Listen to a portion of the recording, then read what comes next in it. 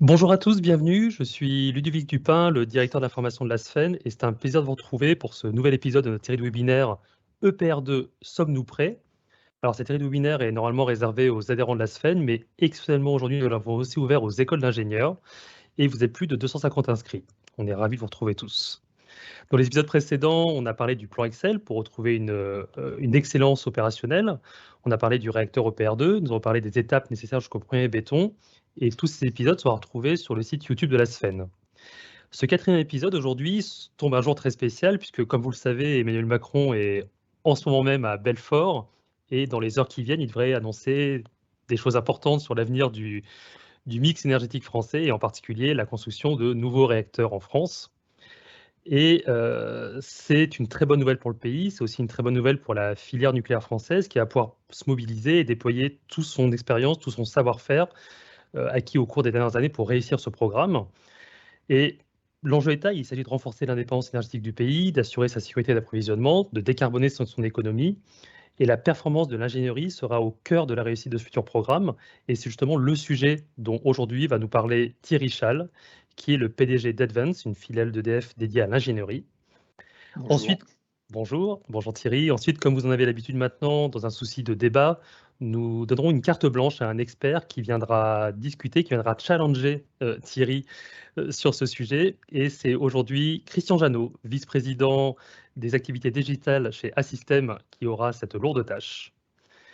Et enfin, bonjour Christian. Et enfin, et même surtout, nous prendrons vos questions. Alors, si vous regardez votre interface Teams, vous voyez en haut à droite un S noir sur fond blanc. Vous pouvez cliquer dessus pour ouvrir une interface pour poser vos questions tout au long du webinaire.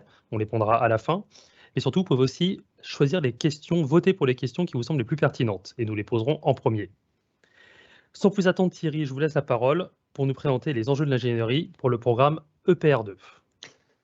Merci beaucoup. Bonjour à toutes, bonjour à tous. Alors, moi, je vais parler de l'ingénierie en général pour expliquer finalement comment l'ingénierie aujourd'hui va se mettre au service des EPR2. Mais je parle depuis en fait Advance. Alors, je vais peut-être commencer à vous présenter très rapidement ce qu'est Advance, puisque c'est une entité assez jeune. Donc, voilà, on a un slide qui va s'afficher. Donc, Advance est une entité commune d'ingénierie entre Framatome et EDF, 80% EDF, 20% Framatome. C'est une entité qui fait de l'ingénierie, de l'ensemble de l'ingénierie de l'îlot nucléaire pour les projets neufs. Donc, Advance travaille sur tous les projets neufs, EPR, SMR, tous les projets neufs. Et Advance est un intégrateur. Donc, l'îlot nucléaire, c'est la partie qui contient la chaudière et tous les circuits connectés à la chaudière, tous les auxiliaires, etc. Donc, Advance a en responsabilité cette intégration. Donc là, vous voyez quelques chiffres. C'est un peu plus de 3500 ingénieurs et techniciens. Donc à ce stade, c'est plutôt 95% d'ingénieurs. C'est 6 millions d'heures d'ingénierie en 2021 et un peu plus en 2022. On ne part pas de rien, on n'est pas complètement une start-up, puisqu'on cumule en fait les heures d'ingénierie des entités qui ont constitué Advance, donc Framatome pour la partie ingénierie du nouveau nucléaire, anciennement le CNEN, puis Sofinel. On est présent dans 9 sites en Europe, donc un site en Allemagne sur lequel Framatome est historiquement installé avec Siemens, 3 sites parisiens qu'on est en train de regrouper sur un seul à Montrouge, Lyon sur lequel on est en train de monter en puissance justement pour faire les EPR2, en essayant d'ouvrir un deuxième bassin d'emploi, Flamanville et Bristol et HPC Hinkley Point, parce que et on reviendra dessus, notre objectif c'est d'être à pied d'ouvrage, c'est d'être là où on réalise nos ouvrages nucléaires. Et là, on voit donc qu'on travaille sur tous les projets du nouveau nucléaire. Donc voilà pour cette présentation succincte d'Advance.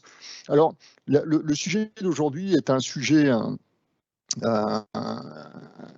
qu'il faut un peu détourer. Quand on parle d'ingénierie, déjà, de quoi on parle quand on parle d'ingénierie? Alors, ingénierie, moi, je vais le prendre au sens EPCC, c'est-à-dire Engineering, Procurement, Construction, Commissioning. Donc, c'est un peu extensif par rapport à la manière dont on voit des fois l'ingénierie, qu'on réduit plutôt au design, en disant, en fait, c'est les gens qui font les plans, c'est les gens qui font les maquettes numériques, et puis ensuite, on construit, etc. à la création d'Advance, la décision a été prise de dire Advance sera un EPCC. C'est quoi un EPCC? C'est l'entité qui, sur EPR2, aura en charge de définir effectivement le design sur la partie îlot nucléaire intégrant la chaudière qui sera faite par Framatome, mais qui sera aussi présente sur le chantier de construction pour construire et pour faire des essais de démarrage. Et on sera massivement présent donc sur le champ. Et ça, c'est une première sur les projets EPR, en tout cas pour l'ingénierie d'EDF qui fait le design au départ.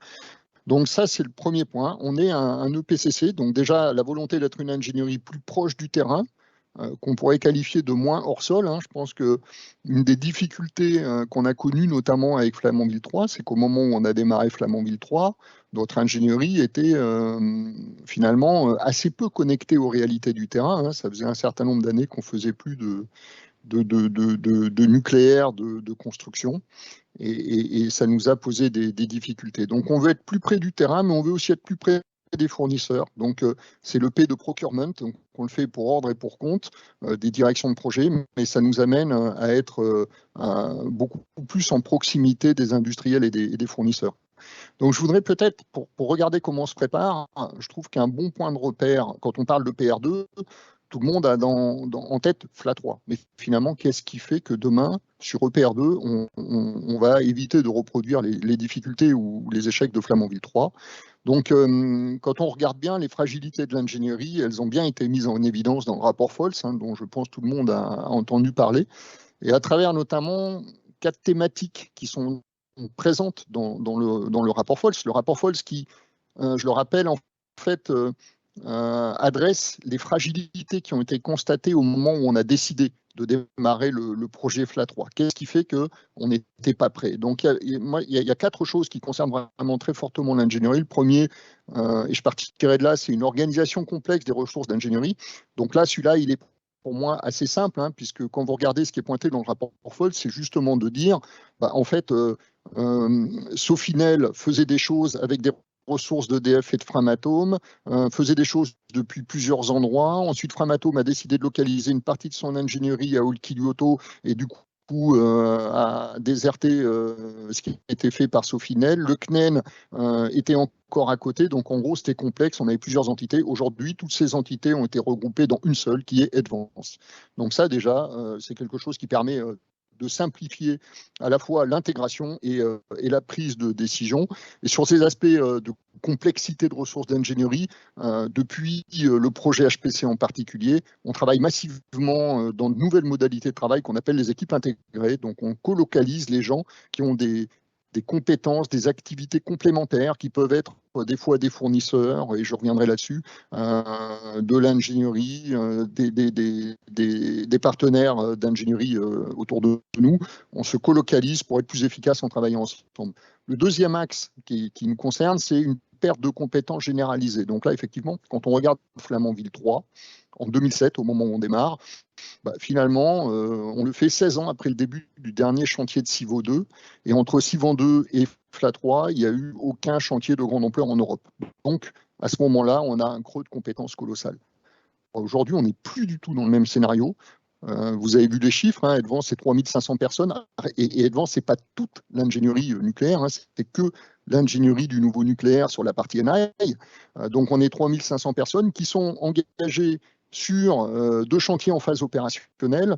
On est à côté de Flamanville 3 pour finir Flamanville 3 et on est complètement engagé sur EPR2, sur HPC. Aujourd'hui, on a à peu près 2000 ingénieurs qui travaillent sur HPC, 500-600 qui sont en Angleterre et 1400 en France sur les activités de detail design.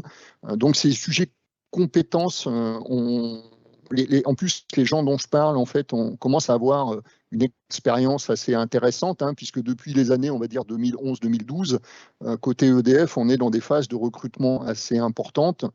Et du coup, on commence à avoir des gens qui aujourd'hui cumulent des expériences sur plusieurs projets et arrivent à avoir plus d'une dizaine d'années d'expérience cumulée. Donc ça, c'est quand même vraiment intéressant. Pour vous donner un repère, l'année dernière, au périmètre de la DIP2N, donc c'est la direction d'EDF en charge du nouveau nucléaire, Et si je rajoute Advance, on a dû faire à peu près 250-300 recrutements, 250. Cette année, sur le même périmètre, on est sur plus de 600 recrutements. Donc, on est vraiment sur une accélération. Et voilà, donc le sujet compétence, alors pour moi, il est absolument central, et en particulier pour Advance, puisque pour nous, on est une entité on n'a pas d'usine. Nos actifs, nos assets, ce sont les compétences de nos ingénieurs, de nos techniciens, ce sont les méthodes, ce sont les outils, et on va revenir là-dessus. Le troisième point qui était souligné par le rapport Foltz qui nous concerne, c'est des relations finalement insatisfaisantes avec les entreprises, en disant en gros, chacun a un peu des intérêts dans son coin, tout ça n'est pas très convergé, on sent que la spécification est complexe, les contrats ont été passés tardivement, la visibilité donnée aux industriels et aux fournisseurs est insatisfaisante, enfin énormément de sujets de cet ordre-là. Vous avez eu un webinaire sur le programme Excel et là, très clairement, pour moi, le programme Excel adresse énormément d'actions sur ce champ particulier de la relation avec les fournisseurs. D'abord, des contrats plus robustes avec un déploiement systématique de nouveaux outils contractuels, la mieux-disance, les matrices de conformité, enfin, vraiment beaucoup de choses dans ce domaine, des mécanismes d'incitation financière qui sont déployés sur tous les contrats en jeu, ce n'était pas le cas sur Flamanville, pour essayer de créer vraiment une logique contractuelle win-win. Ensuite, optimiser les délais de réponse aux fournisseurs. Les fournisseurs posaient beaucoup de questions, mettaient beaucoup de temps à répondre, donc il faut vraiment qu'on réponde là-dessus. Un élément clé qui est en lien avec le prochain point, qui pour moi est en lien avec la standardisation des méthodes d'ingénierie, c'est des spécifications techniques plus explicites et plus réduites en volume. Donc là, Excel vise de réduire de 70% les spécifications techniques sur EPR2, sur les contrats EPR2 par rapport à Flamanville, ce qui est considérable, ce qui est vraiment considérable, et qui va simplifier justement la relation contractuelle. Et on peut aussi citer spécifiquement sur EPR2, qui n'existait pas par exemple sur Flamanville 3 et même pas sur HPC. Au sein d'Advance, en 2017, on a mis en place un bureau des méthodes en commun avec des génies civilistes pour justement commencer à travailler un peu les questions de comment on peut mieux spécifier en adressant la réalité de ce qu'ils sont capables de faire, d'intégrer dès le départ une meilleure intégration des méthodes industrielles qui sont présentes chez eux. On a fait la même chose en 2019 avec un bureau des méthodes sur le piping. Donc toujours la même logique, essayer d'intégrer les méthodes des entreprises dans notre design, de manière à avoir un design qui soit moins décorrélé de la réalité des méthodes industrielles et qui soit plus proche d'une capacité, qui soit vraiment orienté chantier, montage. On veut produire un design qui soit constructible. C'est vraiment le maître mot. Et ça, c'est des méthodes très concrètes qui sont mises en place avec les entreprises concernées. Enfin, le dernier point qui est adressé par le rapport Foltz, finalement, ce sont des études insuffisamment avancées au moment où on a lancé les EPR, l'EPR Flamanville 3, c'est-à-dire qu'on a pris une décision et on a pris une décision avec des études qui étaient absolument pas à maturité. 20% des études qui auraient dû être faites au moment de lancer ce projet l'été. Donc les questions de maturité du design, elles sont essentielles. Et là, ce qu'on peut dire, c'est que entre Flamanville, HPC, EPR2, à chaque fois, on progresse de manière assez forte. Et si je prends EPR2, par exemple, ces questions de maturité du design, on les adresse déjà à travers la logique de diminuer les spécifications, donc ça permet de diminuer le nombre d'exigences et ça permet du coup d'avoir un meilleur alignement entre les systèmes, les bâtiments et les exigences qui sont portées dans le rapport de sûreté préliminaire pour ce qui concerne EPR2. Donc la première configuration qui a été figée fin 2021, elle aligne à la fois la définition d'une trentaine de systèmes élémentaires sur à peu près 150 avec la construction des bâtiments et toutes les exigences contenues dans le rapport de sûreté, tout ça est parfaitement cohérent et cette cohérence a été vérifiée exigence par exigence. Ça, c'est un niveau qu'on n'a jamais atteint sur Flamanville, évidemment, et même pas sur HPC. Ensuite, on va aller vers la configuration suivante, la RC 1.2, qui, elle, sera une configuration dite de detail design et qui va nous permettre de commander les équipements. Donc, celle-là, elle va arriver un petit peu plus tard, mais là aussi, on va la faire en cohérence complète avec la maturité des systèmes, c'est-à-dire que le design des systèmes élémentaires va se faire en même temps que vont se faire les commandes des équipements et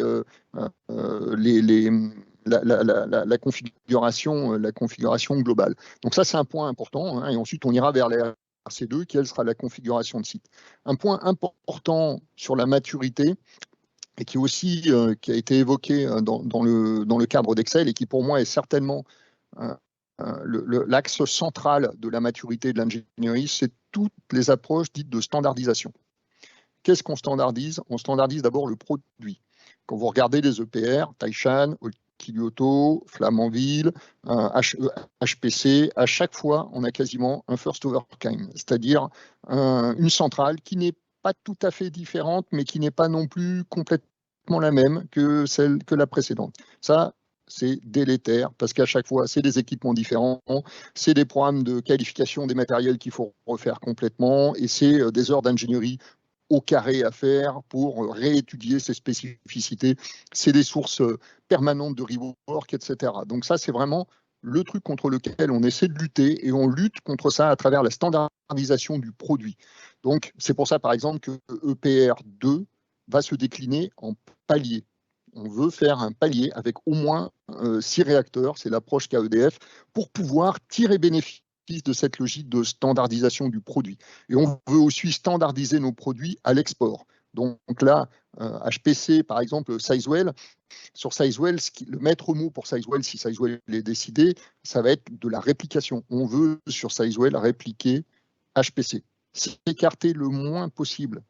Certains disent même reproduire les erreurs. Parce que, en fait, à chaque fois qu'on essaie d'améliorer les choses, en fait, qu'on a déjà faites, on s'aperçoit qu'on crée des risques et des incertitudes sur le projet. Ce n'est pas des risques ou des incertitudes techniques, sauf qu'à la fin, le projet, lui, il prend plus de temps. Donc, standardisation du produit, standardisation des processus. Aujourd'hui, un travail énorme est fait au sein de l'ingénierie nucléaire qui va au-delà du nucléaire neuf, qui concerne aussi le parc, pour standardiser nos processus. Comment on fait des études de calcul de tuyauterie, comment on fait le dimensionnement de nos ouvrages de génie civil, etc., etc. Tout ça, on veut le standardiser pour que toutes les entités d'ingénierie travaillent de la même manière.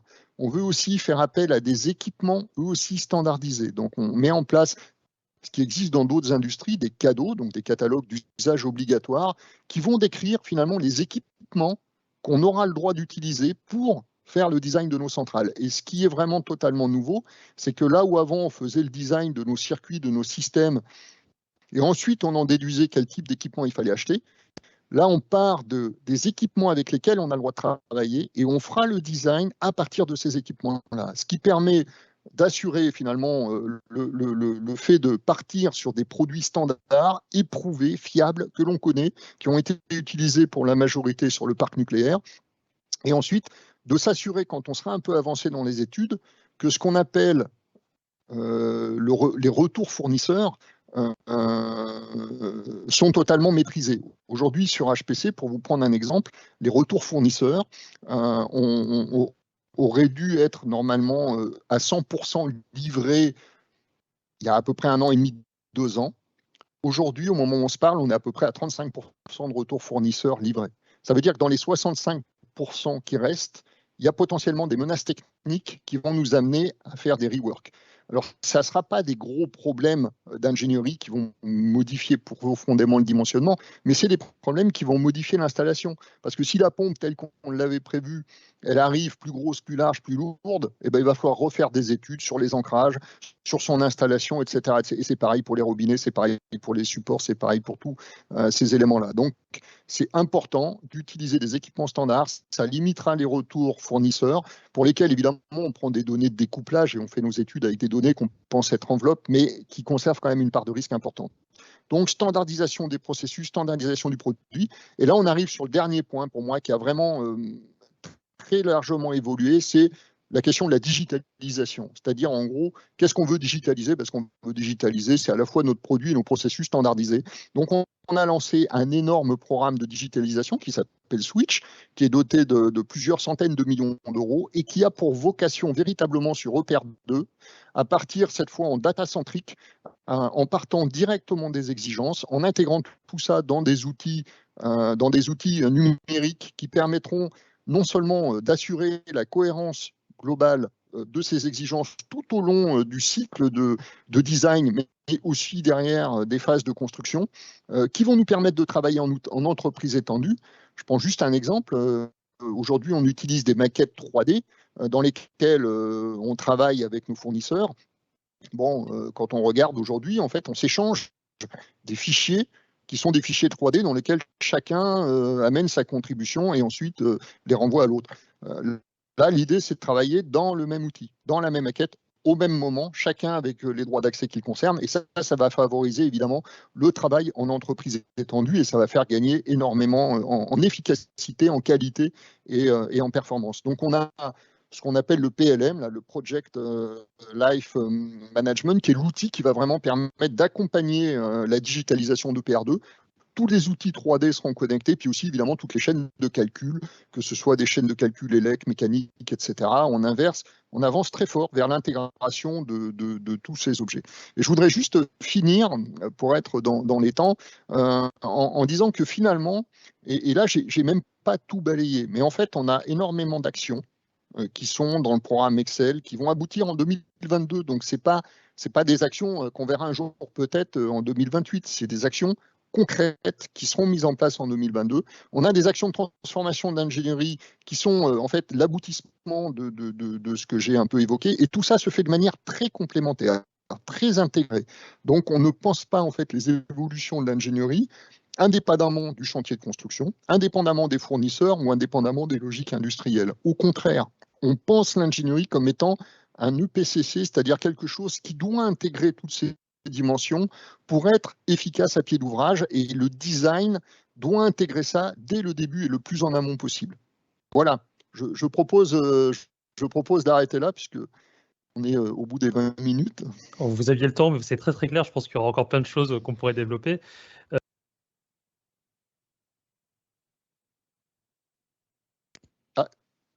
On a perdu Ludovic. Ouais, j'ai plus de son. J'ai plus de son, Christian, mais je te vois. Est-ce que vous me revoyez? Est-ce que vous m'entendez me renvoyer? Pardon, excusez-moi. Fausse manip. Merci beaucoup Thierry pour cette présentation.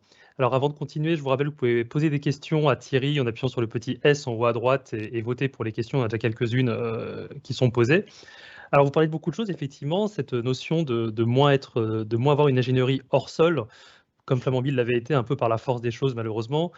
J'ai l'impression que vous parlez, en parlant de numérique, vous parlez un peu d'entreprise étendue, du coup, en allant au-delà des murs seulement d'EDF. Il y a plein de sujets qui sont abordés.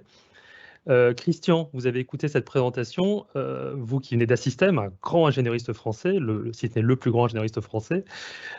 Comment vous jugez un peu ce plan d'EDF pour le programme EPR2? Bon, d'abord, je voudrais remercier Thierry parce que la présentation, je trouvais très claire, je vais dire très efficace, même quand on connaît le sujet, mais, et que ça occupe nos journées à y réfléchir ou à l'observer. Et je trouve que c'est un parfait témoignage de cette question de la préparation finalement, parce que les choses qu'on raconte bien, souvent, voilà, c'est que bon, on va bien les dérouler. Quelques questions, Thierry, peut-être, qui vont aussi embarquer des questions qui sont posées. Parce que l'ingénierie, même avec les processus, la standardisation, le digital, c'est quand même des ressources. Et d'ailleurs, tu as commencé ta présentation comme ça, en disant on est déjà sur ces programmes-là, 1400, en tout 1600, on en recrute, on espère en recruter 600 cette année. Tu as parlé de Lyon. en termes de bassin d'emploi. Tu as dit, finalement, on a déjà 12 ans d'expérience, 10, 12 ans, 15 ans d'expérience maintenant, donc on a appris. Et puis, il y a quelques questions comme ça sur l'attractivité du nucléaire, sur les passerelles entre secteurs. Et mon point, c'était finalement, dans ce monde un peu où il y a on voit arriver maintenant beaucoup de déploiement de technologies. Il y a 10 ans, personne, ou encore 5 ans, personne ne parlait d'énergie, c'est un problème pour personne, puis maintenant ça devient un peu crucial. Comment toi tu vois finalement l'attractivité du nucléaire, la rétention? Est-ce que les gens qui ont acquis pendant 10 ans, tu les sens embarquer pour les 10 prochaines années? Alors j'espère avec l'annonce du président tout à l'heure. Et puis tous les jeunes qui arrivent, est-ce qu'ils trouvent un environnement dans lequel tu les sens s'épanouir et on se dit, ben voilà, finalement pour les 15 prochaines années, voilà, on a une belle aventure et qui va se dérouler avec des gens qui vont y participer. Alors, je pense que c'est effectivement une question centrale. Et moi, du coup, ça m'évoque une réponse sur 2 plans. Finalement, le premier plan, moi, quand j'ai été embauché à EDF, il y a je ne sais plus combien de temps, très longtemps, on ne faisait pas du nucléaire pour sauver la planète. On faisait du nucléaire parce que c'était une technologie de pointe à l'époque, parce que c'était très attractif pour les ingénieurs, parce qu'il y avait beaucoup de moyens et de méthodes et de développement, etc. Donc c'est ça qui nous attirait. 35 ans plus tard, le sujet n'est plus tout à fait le même. Et je pense que ce qui peut aussi aujourd'hui attirer tout le monde, c'est pourquoi on fait ça. Enfin, je pense qu'aujourd'hui on le sait tous, en particulier les gens qui sont connectés. Mais moi je vois l'évolution très forte dans les 4-5 dernières années. Aujourd'hui la question n'est pas de savoir si le nucléaire on en veut ou pas. Je dirais à peu près tous les gens, tous les décideurs ou les gens qui ont une certaine conscience des enjeux liés à la planète et qui sont capables de sortir des sentiers battus sont convaincus que de toute manière, le nucléaire est complémentaire aux énergies renouvelables et c'est la seule énergie décarbonée pilotable. Donc ça, déjà, en soi, je pense que c'est très important pour tout le monde, pas que pour les jeunes, mais évidemment aussi pour les jeunes. Donc le nucléaire a un avenir. Le nucléaire ne va pas sauver la planète tout seul, on en est archi convaincu. Par contre, il n'y aura pas de maîtrise des enjeux liés au réchauffement climatique sans l'énergie nucléaire. Et quelque part, qui d'autre mieux qu'EDF en Europe, et peut-être même au-delà, et sûrement même au-delà, et le mieux placé pour être un acteur clé et tirer toute la filière. Donc, je pense qu'on est à l'aube en fait d'un renouveau de cette filière. On le voit, la création du GIFEN, il y a énormément de choses qui se sont mises en place, mais ça va s'accentuer, je l'espère. On l'attend tous. On va voir cet après-midi ce que va dire le président, mais je suis certain qu'il y a autre chose que du conjoncturel. Il y a un phénomène structurel. Après, ce que l'on voit, c'est que notre industrie est aussi en train, je le disais tout à l'heure, de se digitaliser. Et on est en train, et je le vois dans le fil, comment on se digitalise. On a à la fois l'inconvénient et la force d'être parti après les autres. Donc l'inconvénient, c'est que du coup, on a plus à faire en moins de temps. La force, c'est que du coup, on n'est pas obligé de repasser dans les mêmes choses trappes que les industries comme l'aéronautique, l'automobile ou l'oil and gas. Donc on a évidemment été voir ce que faisaient toutes ces industries, qu'est-ce qu'ils font en termes d'industrialisation, de standardisation, de digitalisation, d'outils numériques, etc. Et on a essayé d'importer les meilleures pratiques et les meilleures méthodes de ces industriels pour éviter justement de repartir à chaque fois from scratch en essayant d'imaginer comment pourrait être l'avenir. Et ça, je pense que c'est aussi l'assurance pour des jeunes ingénieurs qui nous rejoindraient, de rejoindre une aventure qui est aussi une aventure digitale avec des outils modernes, des outils de demain, des outils d'aujourd'hui aussi des outils de demain. On travaille énormément sur comment on travaille ensemble. Donc la notion d'entreprise étendue, d'entreprise intégrée. Tu parlais du fait qu'on va se positionner à Lyon, donc effectivement Advance demain sera équilibré entre Paris et Lyon pour ce qui est de la France. Donc tout à Montrouge sur Paris et sur Lyon à Gerland, pas très loin de la direction technique et de Framatome. Et là aussi, on essaie d'avoir des approches finalement qui sont basées sur les attentes qu'ont les gens aujourd'hui dans la recherche de leur équilibre vie privée, vie professionnelle. Donc, moi, je considère tout à fait possible pour des gens qui seraient à Paris de travailler à Lyon en étant en télétravail 2 ou 3 jours par semaine et puis réciproquement. On veut rendre facile le fait de travailler ensemble à travers des outils numériques en étant colocalisés et en ayant un bon équilibre entre le présentiel et le distanciel. On le sait tous, hein, les 2 années qu'on vient de vivre sur le Covid, elles ont radicalement changé la vision qu'on peut avoir du travail aujourd'hui. Et moi, il y a 2 ans, le premier, j'étais vraiment incapable d'imaginer que le télétravail pouvait se faire avec autant d'efficacité. Et pourtant, j'étais déjà intéressé par le télétravail parce que je trouvais que c'était déjà un facteur intéressant pour attirer les gens et pour permettre de ménager des mieux équilibres vie pro, vie perso. Et là, on a juste changé de planète. Donc aujourd'hui, ces outils, ils sont là, ils sont à notre disposition et on peut inventer de nouvelles manières de travailler. Donc je trouve que, quand on cumule tout ça, on a énormément de points forts qui font qu'on peut être attractif et qui font que les jeunes générations vont pouvoir rejoindre le nucléaire. Donc le seul signal qui nous manque maintenant, c'est de nous engager sur la construction d'EPR qui fait que ça va donner de la visibilité, non seulement à la filière et aux industriels, mais aussi aux techniciens, aux ingénieurs qui voudraient nous rejoindre. Mon deuxième point, parce que l'ingénierie, finalement, c'est des ressources, des expériences, des expertises, puis c'est des méthodes ou des processus. Tu en as parlé. Tu as dit, finalement, on t'a parlé de maturité du design, tu as parlé de standardisation, de simplification des spécifications, tu as parlé de digitalisation. Finalement, j'ai une question. J'entends 2 choses là-dedans. Peut-être je vais essayer de grouper mes points pour après laisser les questions à l'auditoire, qui sont finalement Advance. Je comprends, vous êtes passé d'une phase d'une dizaine d'années avec beaucoup de processus de conception. On va passer à des processus qui sont peut-être un peu plus de contrôle de projet, de contrôle technique de projet, puisqu'on va vers finalement la réplication, la recopie. On voit bien que le digital, c'est pratique pour recopier, hein, c'est plus sympa que de recopier à la main. Mais comment finalement, tu vas me voir arriver avec Switch, comment finalement dans ces configurations on fait venir des nouveaux outils, des nouvelles méthodes alors qu'on a quelque chose qui est presque prêt et que, si je caricature un peu, on ne voudrait pas le changer parce qu'on veut le recopier, quoi. Comment Advance se prépare à ça? Parce que vous avez les ressources, finalement il y a un design qui est prêt, il n'y a plus qu'à faire et puis on change un peu les méthodes, on change les outils. Et voilà, comment vous avez trouvé cet équilibre entre vos processus et puis des configurations d'outils, d'environnement, des pratiques nouvelles qui vont arriver? Alors ça, c'est un défi, je pense, important pour toutes les industries en fait. C'est comment on arrive à concilier le fait d'être dans une logique industrielle, donc quelque part réplicable, même si ce qu'on vend, c'est pas des petits pains ou des boîtes de conserve, on a besoin de réplicabilité. Et en même temps, comment on est capable d'être à la pointe, d'être dans l'innovation, etc. Un premier point qui est frappant quand on connaît un peu le produit EPR, c'est sa complexité.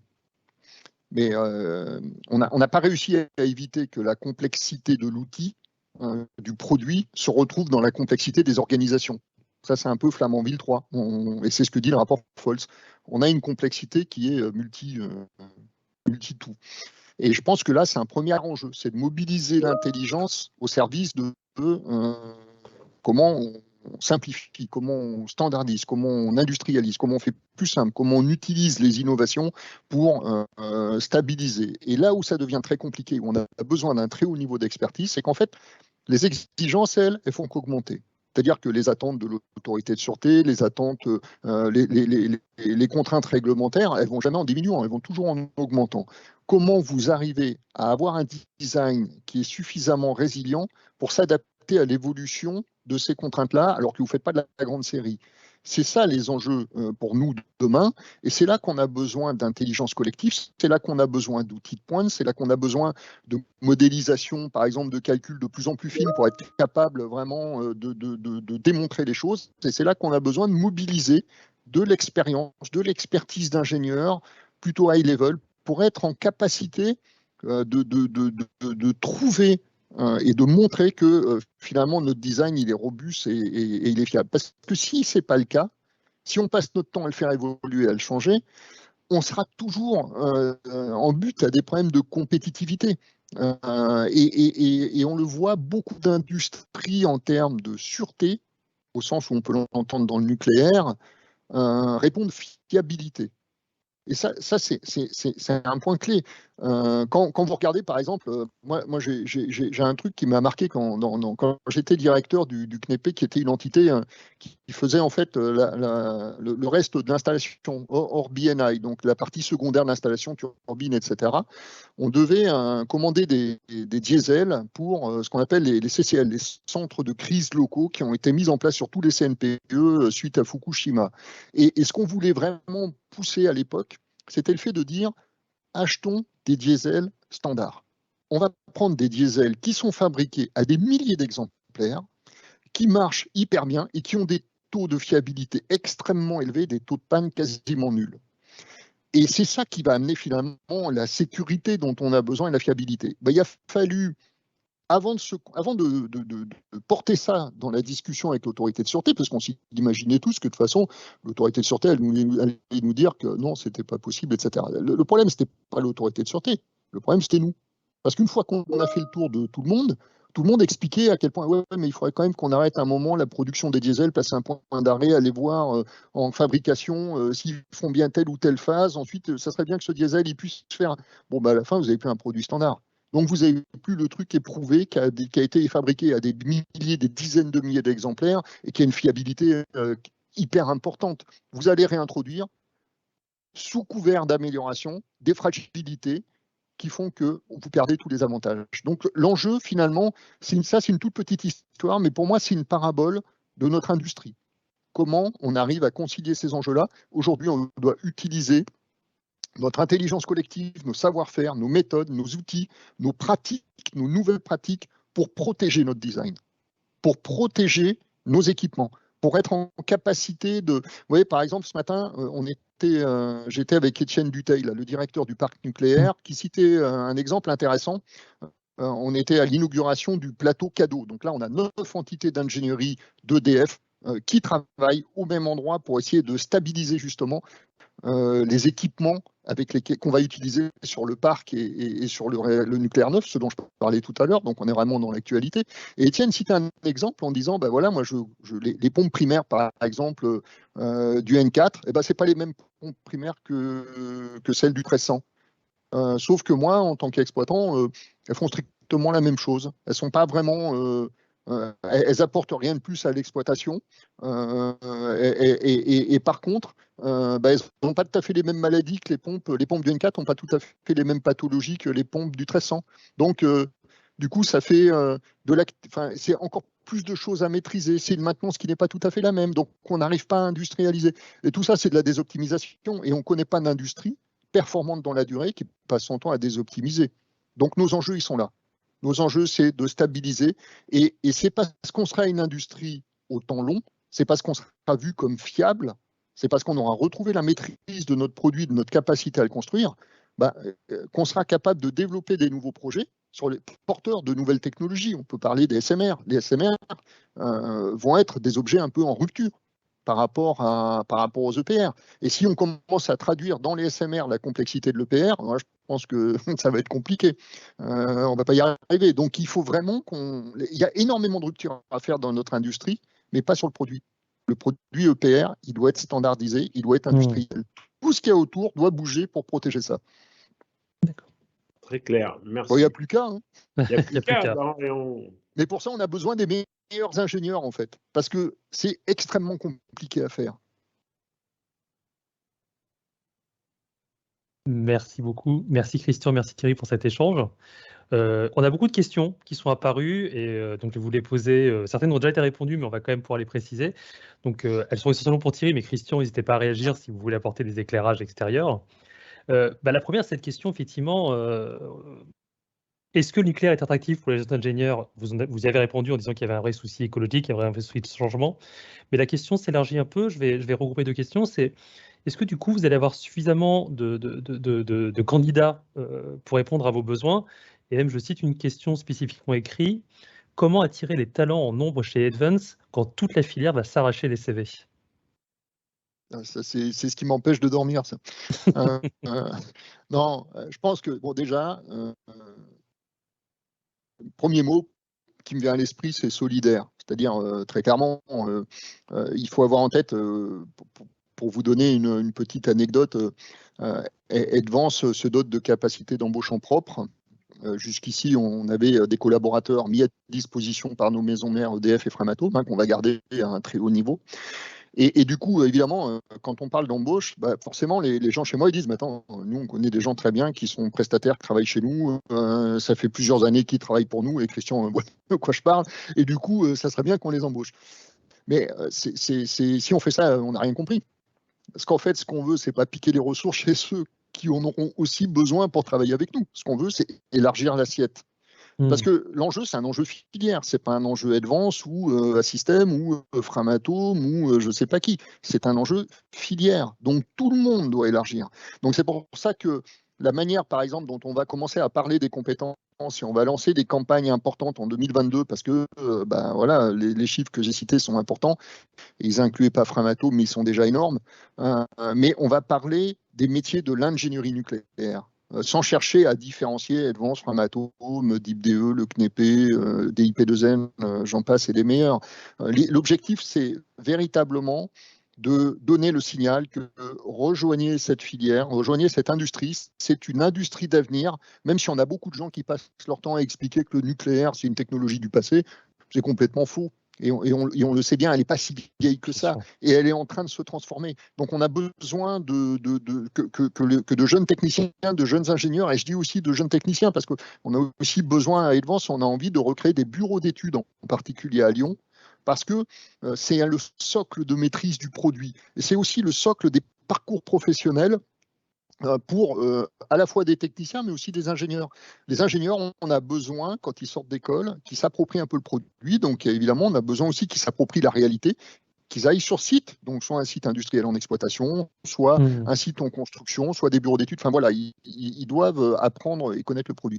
Donc, quelque part, voilà, moi, mes enjeux, c'est d'être attractif, mais pas d'être attractif tout seul contre les autres.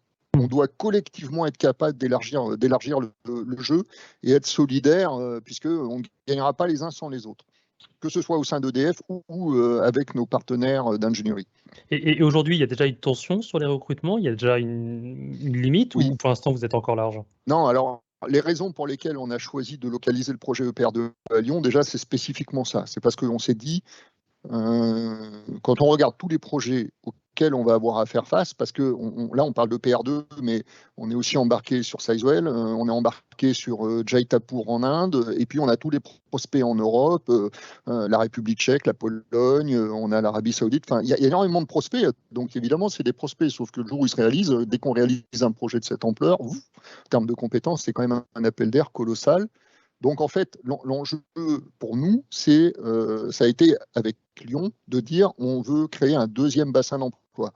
Parce que finalement, sur Paris, quand on regarde toutes les entités d'EDF qui font du nucléaire, de l'ingénierie, de la maintenance ou autre, globalement, il y a déjà énormément de monde. Et Framatome, il y a énormément de monde et ça sature un peu. Donc on a voulu aller sur un deuxième bassin d'emploi naturellement, on va dire, industriel et très orienté nucléaire, puisqu'à Lyon, il y a déjà la direction technique d'EDF, il y a déjà Framatome, et puis nos partenaires d'ingénierie, les constructeurs sont déjà massivement présents à Lyon. Donc c'était ça notre logique, ouvrir un deuxième bassin d'emploi pour maximiser en fait nos chances de pouvoir accueillir des gens, que ce soit sur Paris ou que ce soit sur Lyon. Et sur le reste, on va regarder avec l'organisation dans les outils digitaux, dans le travail à distance dont je parlais tout à l'heure, comment on peut concilier tout ça. Mais là, pour le coup, je suis très confiant là-dessus. D'accord. Alors, il y a la question suivante, aborde un point que vous venez d'évoquer sur la multitude de projets et de prospects. Comment sont gérées les priorités entre les différents projets? Quels sont les arbitrages entre la France, le UK et on espère très vite l'export, sachant qu'on avait compris avec M. Aublin que l'export serait plutôt des EPR et la France plutôt des EPR2. Comment est-ce qu'on va arbitrer ces différents projets? Alors, en fait, sont des arbitrages dynamiques qui se font déjà aujourd'hui. Par exemple, si on prend Advance est engagé sur EPR2 en phase de basic design, sur HPC en phase de detail design des réalisations et sur Flamanville sur lequel on est en train de finir le démarrage enfin, on espère attaquer le démarrage de Flamanville rapidement. Donc on est engagé sur tous ces projets. En termes de priorité, les priorités elles sont assez claires. La priorité numéro 1, c'est démarrer Flamanville. Pour des raisons assez évidentes, ce chantier, il est à 2 doigts de démarrer et il faut absolument qu'on arrive à mettre les ressources nécessaires pour le démarrer. On n'a pas de difficulté à positionner ces ressources. Ensuite, entre HPC et EPR2, on n'a pas de conflit réel de ressources, sauf sur quelques cas spécifiques. Je pense par exemple au contrôle commande, où là on peut avoir des arbitrages à faire, et là on remonte vers les directions de projet concernées, comme pour l'instant elles sont toutes EDF, donc la question elle sera un peu plus compliquée quand on aura des projets avec d'autres acteurs qui seront un peu moins EDF. Mais là on arrive assez facilement à rendre ces arbitrages et en remontant au bon niveau côté EDF, et on n'en a pas tant que ça in fine. Moi depuis la création d'Advance, ça fait maintenant bientôt 5 ans à l'été. Des arbitrages qui ont nécessité de remonter aux directions de projet de manière un peu formelle pour pouvoir savoir les ressources limitées, où est-ce qu'on les met, j'en connais que 2 ou 3. Par contre, ce qui est intéressant, c'est de noter que le problème, il n'est pas symétrique. C'est-à-dire que, ça, c'est quelque chose qui pour moi est essentiel. Je préfère avoir un peu plus de ressources dont, au moment où je les embauche, je n'ai pas forcément la visibilité de ce que je vais en faire. Parce que ça, quelque part, ça ne fera pas plaisir à mon directeur financier, mais ça ne va pas mettre en risque les projets. Par contre, si je n'ai pas les ressources dont j'ai besoin, ça fera plaisir à personne et les projets seront menacés. Donc les problèmes, ils ne sont pas symétriques. C'est pour ça que les compétences sont essentielles. Il nous faut du temps pour fabriquer des ingénieurs compétents, expérimentés. Aujourd'hui, on a 2 filières dont on a besoin. Une que tout le monde connaît, c'est l'expertise, on va dire, disciplinaire. On a des experts sur les pompes, des experts sur le contrôle commande, sur les robinets. Voilà, donc il y en a chez Framatome, il y en a EDF, il y en a chez nous. Et puis on commence à avoir des métiers qui n'existaient pas avant, qui sont des métiers d'ensembliers, d'architectes. Donc des gens qui sont plutôt multicompétents dans plusieurs domaines et qui sont capables de jouer son rôle d'intégrateur. Ça, et pour moi, ce sont des postes clés parce que c'est comme ça qu'on maîtrise la complexité, qu'on assure la cohérence de notre design. Sauf que pour être un intégrateur, pour être un architecte, pour être responsable de la gestion, par exemple, d'une configuration, il faut un peu d'expérience. Comment on les fabrique, ces parcours-là? Donc là, en ce moment, on travaille là-dessus, comment accélérer ces parcours. Parce qu'on va avoir besoin, une fois qu'on aura recruté des ingénieurs, de pouvoir 5, 6, 7, 8 ans après, de disposer d'architectes qui sont vraiment... par exemple, l'architecte d'un bâtiment, c'est celui qui a à la fois la vision non seulement sur le génie civil, l'installation, mais tous les systèmes qui sont dedans et qui s'assure que chacun arrivant avec son champ de contraintes, à la fin, on arrive à monter tout ça de manière efficace. Donc, c'est des métiers qui n'existaient pas il y a quelques années, qui sont apparus chez nous et qu'on va devoir développer assez rapidement. Donc, on a aussi quelque part pour les jeunes qui voudraient nous rejoindre, moi je suis persuadé que vu les besoins qu'on a, vu les nouveaux métiers qu'on est en train de promouvoir, il va y avoir aussi des accélérations de carrière et d'opportunités. Et ça, je pense que c'est aussi intéressant pour tout le monde. C'est très clair. Je rappelle juste à tout le monde que les questions se posent bien sur l'onglet S de Teams, parce que j'en reçois par différents canaux. Juste une que j'ai reçue par le canal que je vous pose. Il y a quelqu'un qui demande, qui est saute intéressé pour vous rejoindre, et qui demande quand aura lieu la bascule de Paris vers Lyon des équipes EPR2. Alors, elle est en cours, et quand on parle de bascule, aujourd'hui, côté Advance, tout compris, j'ai 300 personnes qui travaillent sur le projet EPR2 et si je rajoute les prestataires, on est en gros 400-450. Donc concrètement, j'ai 300 personnes qui sont éligibles à aller à Lyon. Tous ne vont pas aller à Lyon. Certains vont être intéressés, ils vont y aller. D'autres sont sur des compétences qui existent déjà dans Advance, qui sont par exemple engagés sur HPC, et ils n'ont pas envie d'aller à Lyon, donc on va plutôt leur proposer d'aller travailler sur d'autres projets. Et si on a des équivalents qui sont intéressés pour aller à Lyon, on va faire des permutations. Mais ça représente tout compris, en gros, on va dire entre maintenant et puis l'été 2023, on va avoir 200, 250 personnes qui vont partir de Paris à Lyon. Et à la fin 2025, on sera à plus de 1000, 1000, 1200. Donc les autres, ils seront staffés directement depuis Lyon. Ils viendront pas, ils passeront pas forcément par Paris. Et aujourd'hui, on commence à avoir à Lyon des gens qu'on a embauchés directement à Lyon pour travailler sur EPR2. Donc, ils sont juste là un peu en avance de phase. Oui. Et c'est pareil pour les collègues qui seraient dans d'autres entités.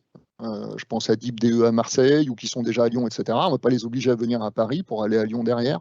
Ça rejoint un peu ce que je disais en termes d'agilité, de souplesse et de capacité à travailler ensemble, puisqu'à Lyon, on va localiser le projet EPR2, mais tous les services métiers, entre guillemets, disciplinaires, INC, piping, tous les métiers génie civil d'Advance seront représentés aussi à Lyon. Les métiers de construction et d'essai aussi seront, eux, localisés à Lyon. Donc, on aura, de toute manière, une capacité d'accueil à Lyon assez importante. Donc, les gens qui veulent rejoindre Advance à Lyon peuvent le faire direct. EPR2 peuvent directement le faire sur Lyon. Donc, à la personne qui a posé la question, envoyez le CV tout de suite. Apparemment, c'est déjà faisable. Pas de problème, c'est pas la peine d'attendre. Les deux questions suivantes sont autour du thème du numérique. Je vais les regrouper. La première, c'est est-ce que les fournisseurs sont prêts pour un travail collaboratif autour de maquettes 3D communes, par exemple?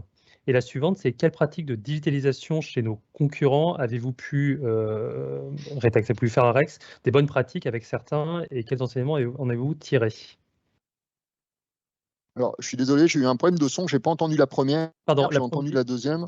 La première, c'est est-ce que les fournisseurs sont prêts pour un travail collaboratif autour de maquettes 3D communes, par exemple? Oui, alors je pense que non seulement ils sont prêts, mais ont plutôt tendance à pousser. Et on est en train d'expérimenter de manière très concrète sur HPC avec ce qu'on appelle les exec designers, c'est-à-dire les fournisseurs qui travaillent dans la maquette numérique pour transformer en fait notre design en plans d'exécution qui vont permettre la fabrication des équipements, etc.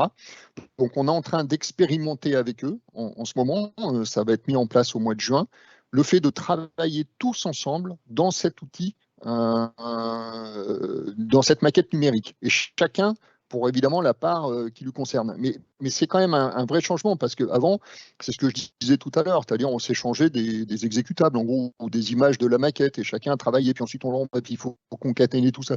Quand même un peu compliqué. Donc là, aujourd'hui, entre la maquette numérique, le VDI, qui sont des solutions en fait de travail à distance qui permettent d'avoir un poste virtuel d'une image. En gros, c'est comme du Netflix. Vous avez une image de la maquette numérique sur votre PC. Vous avez un PC virtuel qui, lui, est dans un data center. Et forcément, il n'y en a pas beaucoup pour des raisons de protection, enfin des data centers. Mais dans Advance, à terme, tous les ingénieurs sont équipés de solutions VDI, donc pourront travailler de là où ils sont, peu importe géographiquement, dans ces outils numériques. Et c'est pareil pour nos prestataires. Donc, et les constructeurs. Donc, ça permet vraiment d'imaginer d'autres manières de travailler ensemble. Et ça, on l'a trouvé dans toutes les industries, en fait. On l'a trouvé, on a ramené ça de ce qui se fait déjà dans l'automobile, de ce qui se fait évidemment dans l'aéronautique, etc. Ça crée une puissance assez importante. Et nos prestataires, donc évidemment, ça ne se fait pas tout seul. Parce qu'en fait, quand on a voulu mettre ça en place, on s'est aperçu que un fournisseur donné, lui, travaille sur des outils qui ne sont pas tout à fait les mêmes. Un autre travail, mais avec des macros qui ne sont pas non plus les mêmes. Donc, ça nécessite une phase, en fait, là aussi, de standardisation.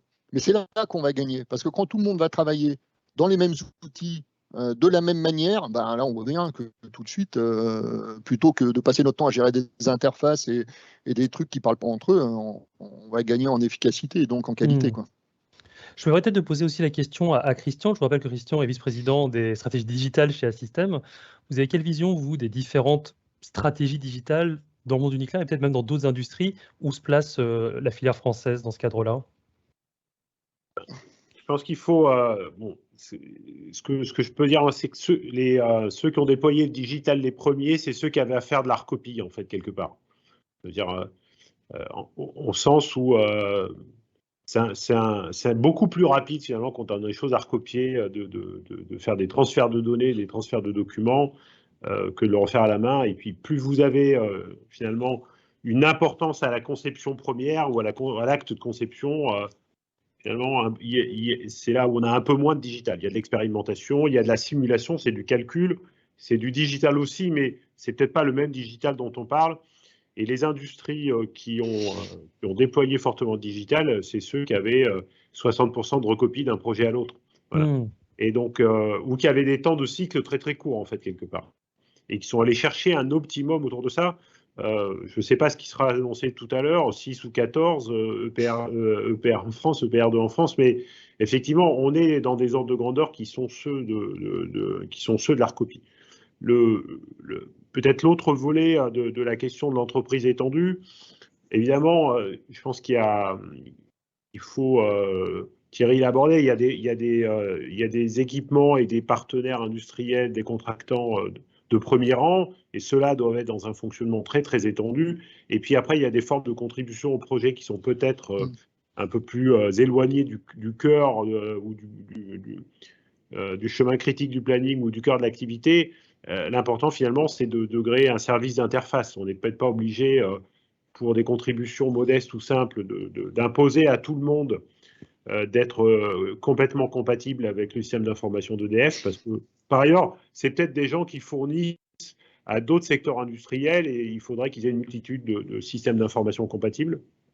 Et auquel cas, en fait, il faut développer des services des portails d'accès ou en tout cas des services de facilitation. Et ça, mais ça aujourd'hui, Advance est équipé pour le faire, donc c'est pas tellement un sujet. Il y a un point qui est abordé qui est sur, finalement, j'ai vu une question sur l'introduction de l'intelligence artificielle. Moi, je vois deux choses là-dedans et qui renvoient à ce que disait Thierry, finalement, c'est que pour que ça marche bien, il faut l'enrichir d'ontologie, c'est-à-dire qu'il faut l'enrichir d'un socle de compétences profondes et d'expertise profonde. C'est tout bête, mais finalement, c'est un peu comme la galerie photo dans nos smartphones, ça reconnaît des visages ou des objets. Plus vous montrez un visage de la même personne, moins elle se trompe, quoi.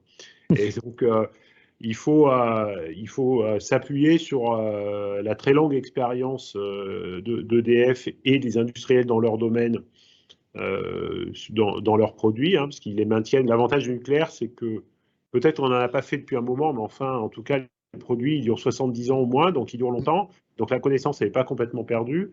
Et cette connaissance, on peut la capturer et on l'intègre dans des centres de connaissances, dans des socles de connaissances qu'on connecte à des moteurs d'intelligence artificielle. Et c'est là, à ce moment-là, qu'on arrive à avoir une valorisation de l'information, une valorisation des données qui permet aux ingénieurs de prendre des décisions, de simuler, de modéliser. Donc c'est comme ça qu'on utilise l'intelligence artificielle pour répondre à une des questions qui était posée.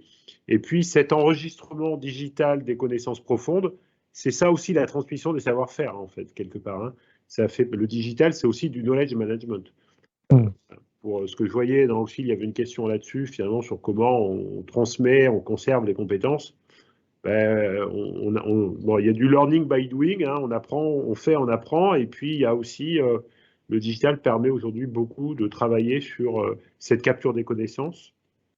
Il y a beaucoup de développement autour du knowledge management et qui sont très en lien avec l'application du digital pour les projets neufs. Je ne sais pas si j'ai répondu à tout, j'ai essayé de faire du picking Mais j'ai vu que vous avez plusieurs questions. Voilà. Vous êtes allé chercher loin dans les questions plus loin. Effectivement, il y avait une question sur l'intelligence artificielle qui était intéressante. Thierry, sur l'intelligence artificielle, vous avez un mot sur comment Advance gère ce sujet-là ? Pour moi, ça fait partie, je souscris à ce qu'a dit Christian, et l'intelligence artificielle, ça fait partie des moyens à mobiliser pour être plus efficace, quel que soit le domaine, que ce soit dans la reconnaissance on doit... Si je sors un peu du champ EPR2 sera naturellement data-centrique, donc on devrait faire les choses bien depuis le début et avoir une maquette numérique dans son ensemble qui accompagne l'installation depuis son design jusqu'à son exploitation. Maintenant, si je prends Flamanville 3, on n'a pas cette continuité numérique. Donc, si on veut être performant demain dans la manière d'accompagner Flamanville 3, qui va être un peu une tranche toute seule sur le parc, et éviter de mobiliser trop de moyens pour pouvoir faire la maintenance et les modifications de cette tranche, il va falloir qu'on numérise énormément de choses, qu'on fasse de la reconnaissance et de la réintégration dans nos maquettes. Et là, l'intelligence artificielle peut peut amener de la performance. Donc, on rejoint le même sujet que tout à l'heure. Pour moi, l'intelligence artificielle, comme le reste, toutes les nouvelles technos peuvent être intéressantes au service de comment on protège en fait notre design et comment on n'a pas besoin d'aller le modifier en profondeur et du coup de désoptimiser, de désindustrialiser, quoi. Je comprends. D'accord, très bien. Je vais reprendre l'ordre J'ai des vu une questions. question, Allez-y, une question un peu interne là, à EDF sur est-ce que sur la partie îlot conventionnel, le CNEPE est associé, donc de Philippe Launay, que je salue au passage. Oui, complètement. Là, ces approches, là, on parle d'Advance, mais les méthodes d'ingénierie dont on parle, c'est exactement les mêmes pour le CNEPE, qui est l'autre PCC. Advance fait la partie îlot nucléaire, intégrant la chaudière. Le CNEPE fait la partie îlot conventionnel, intégrant la turbine. D'actualité aujourd'hui à Belfort, donc. Du coup, reprenons l'ordre des questions. Et alors, c'est pas vraiment une question pour vous. On vous demande sur quel CNPE seront implantés les 6 EPR2. Alors, Gabriel Aublin avait un peu répondu à cette question sur le webinaire concernant l'EPR2. En priorité serait Panly. Ensuite, on aurait Tricastin, Gravelines, Bugey potentiellement, mais plutôt Panly en premier. Mais du coup, pour la poser pour vous, est-ce que l'endroit où sera implanté les EPR2 va influencer le travail d'Advance, influencer l'ingénierie? Est-ce que du coup, c'est des travaux différents selon le site d'implantation? Nous, on sera. Alors, c'est plutôt le CNEPE, dont je parlais à l'instant d'ailleurs, qui va être concerné par ça, parce que le CNEPE, il fait l'îlot conventionnel et la source froide. Donc, la source froide, par définition, elle n'est pas hyper standardisée, quoi. Elle s'adapte beaucoup à la configuration du site, bord de mer, bord de rivière, marnage, etc. Enfin, il y a des tas de considérations qui font que la source froide d'un site n'est pas la même que celle du site d'à côté. Pour l'îlot nucléaire, a priori, on est, on va dire, agnostique. L'objectif, c'est d'avoir un îlot nucléaire qu'on pose sur un radier et c'est le même que celui d'à côté, qu'il soit en bord de mer ou pas. Donc, on a cette chance d'être par définition beaucoup plus standardisable que nos collègues qui travaillent sur la source froide. D'accord. On va prendre peut-être encore 2 petites questions. On ne pourra pas tout prendre, mais parce qu'on est presque à la fin. Mais alors, c'est pas d'abord une question, c'est un commentaire sur le point technique de la maturité des process. Il faut fertiliser ce succès à travers un standard montage des lignes et ça entre bien dans le cadre du plan Excel. Alors du coup, comment Advance a acquis des choses du plan Excel? Quelle est la part de l'ingénierie dans le plan Excel? Quel enseignement vous en avez tiré? Alors, je pense que de toutes les entités d'EDF confondues, l'entité la plus impactée par le plan Excel, c'est Advance. Parce que nous, on est 100% dédié au nouveau nucléaire. Et le programme Excel, il est né du rapport FOLS. Alors évidemment, il adresse plus que le nouveau nucléaire, et il essaie, notamment quand on parle de standardisation, et il adresse tout le parc nucléaire également. Il a des volets, évidemment, qui concernent les fournisseurs, mais là aussi, Advance est embarqué. Le programme Excel, il concerne aussi les fabrications, la gouvernance, la supply chain, le plan soudage. Je ne vois pas un élément du plan Excel dans lequel Advance n'est pas embarqué. Donc, je dirais en gros à 90%, Advance est embarqué sur la mise en œuvre du programme Excel qui a vraiment pour vocation à nous permettre de trouver le niveau d'excellence d'ensemble. Et j'insiste sur la cohésion de tous ces trucs. Parce que quand on les prend un par un, on peut dire ouais, c'est un catalogue de mesures. En fait, tout ça est extrêmement cohérent. Et ce qu'on fait sur la standardisation permet de digitaliser, permet de simplifier les spécifications, permet de mieux contractualiser avec nos fournisseurs, permet de mieux intégrer la dimension construction et permet aussi de mieux intégrer la fabrication des équipements. Enfin, tout ça est très cohérent. Donc, et on adresse tous ces sujets-là à travers le programme Excel. C'est très clair. Et allez, une dernière question. Comment allez-vous gérer la construction des EPR et en même temps le développement de la filière sur les SMR? Bien. Non, alors, en soi, déjà, l'avantage de nos projets, par exemple, les 3 projets dont j'ai parlé, Flamanville, HPC, EPR2, il y en a un qui est en phase de basic design, qui mobilise 400 ingénieurs au sein d'Advance, un autre qui est en phase d'exécution, qui mobilise 2000 ingénieurs, et puis un autre qui est en phase de démarrage et qui, lui, en mobilise 4 ou 500, parce qu'on va aussi accompagner le cycle de vie de Flamanville jusqu'à la première visite décennale. Ça sera pareil pour SMR. Quand SMR va arriver en phase, SMR est encore en amont. La phase amont, c'est ce qu'on appelle le conceptual design. Donc, pour l'instant, Advance n'est pas complètement embarqué dedans. C'est au sein de l'organisation d'EDF, la direction technique qui porte le conceptual design avec la direction de projet de Renaud Crassous. Mais très clairement, quand on va commencer à arriver sur SMR, on sera déjà dans des phases de construction ou d'ingénierie de détail sur PR2. Donc, les compétences appelées pour travailler sur SMR ne seront pas les mêmes que celles qui seront mobilisées sur les autres projets. C'est un peu l'intérêt d'avoir plusieurs projets, c'est que ça permet d'avoir un peu ce foisonnement. Si je prends un exemple très concret, par exemple les études de génie civil, aujourd'hui au sein d'Advance, on a une équipe qui s'appelle l'équipe intégrée bâtiment, qui travaille sur le génie civil pour livrer les centaines et les milliers de documents dont le site HPC a besoin pour construire. Et aujourd'hui, il y a 600 personnes et ça va commencer à décroître, et ça va commencer à décroître au moment où ça va commencer à croître côté EPR2. Donc finalement, c'est plutôt bien foutu ça. C'est une longue continuité du coup. Exactement. Et ça permet du coup de véhiculer aussi l'expérience, parce que l'expérience, on la code évidemment dans des documents, dans des processus, mais aussi et surtout dans l'expérience acquise par les gens qui travaillent sur nos projets. C'est parfait, c'est très clair. Merci beaucoup, on va tous les t'arrêter là, il reste des questions, mais on va tous les t'arrêter là. Dans 1 heure ou 2, Emmanuel Macron va parler, donc je pense qu'on sera tous devant nos écrans pour savoir exactement ce qu'il va annoncer.